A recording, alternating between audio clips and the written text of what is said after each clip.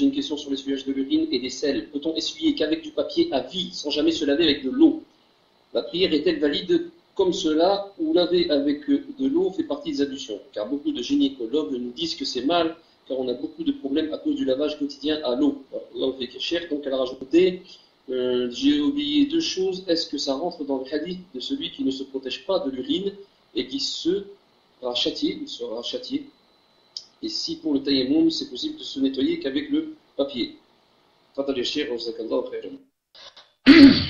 Sauf quand quelqu'un va aux toilettes, que ce soit pour l'urine ou les selles, il a le choix entre employer l'eau ou bien employer le papier ou bien des serviettes de papier ou autre chose qui enlève, qui nettoie, disons, qui nettoie.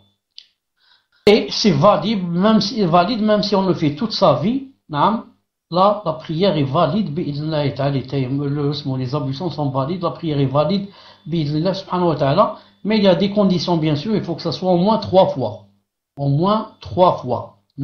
Ou alors si c'est une serviette en papier, qu'on utilise au moins de 3 côtés différents, au moins de 3 côtés. Et si après 3 fois, on voit que la souillure ne s'est pas encore enlevée, on continue, 4 fois, 5 fois, 6 fois, 7 fois, jusqu'à sentir qu'il n'y a plus. Il n'y a plus. Ensuite, il dit ici, car on a beaucoup de problèmes pour le quotidien, les gynécologues nous disent que c'est mal, car ça c'est pas vrai. Que dire que si on se lave avec l'eau c'est mal, ça c'est pas vrai, si j'ai bien compris la question. Car les savants disent, l'eau est mieux qu'autre chose. L'eau est mieux que les papiers, mieux que les serviettes, et mieux que toute autre chose. C'est l'eau qui vient en première position, sinon on va à la deuxième position, qui est les papiers, le papier, etc. Mais l'eau est beaucoup mieux. Peut-être c'est pas bien pour certains qui ont peut-être des boutons ou là un eczéma ou là à cet endroit et l'eau ne convient pas pendant la période où il y a l'eczéma ou il y a quelque chose comme ça. Mais pour dire en général que l'eau n'est pas bien, donc on va dire que Allah subhanahu wa ta'ala, donc quand il a dit employer l'eau et il a vanté les mérites de l'eau, donc c'est le gynécologue qui dit vrai et pas là. C'est pas possible, c'est pas possible. L'eau n'est pas bien pour certains qui ont des eczémas ou des maladies ou des, comment ça s'appelle avec des mangeaisons ou bien qui peuvent pas, il faut pas mettre de l'eau. Il dit trop se laver d'après le gynécologue, donc il n'y a plus risque de mycose ou je sais pas quoi. Une mycose. Allahu alam, Allah alam. Peut-être c'est pour celui qui exagère. Peut-être c'est pour celui qui exagère.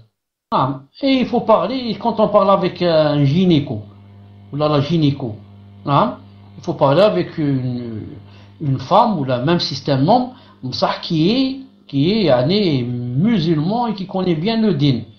C'est pas n'importe qui ne connaît rien et dit ce qu'il veut. Quant à la fin de la question, je n'ai pas comprise. La fin qui dit,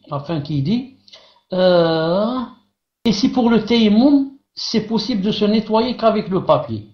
Elle dit, j'ai pas compris ce que ça veut dire. Pour le tayammum, si c'est possible de se nettoyer qu'avec le papier. Même pour les ablutions, c'est possible de se nettoyer qu'avec le papier. C'est pas seulement le tayammum, même pour les ablutions. Mais c'est moins propre que l'eau. C'est moins propre que l'eau. Tfadal.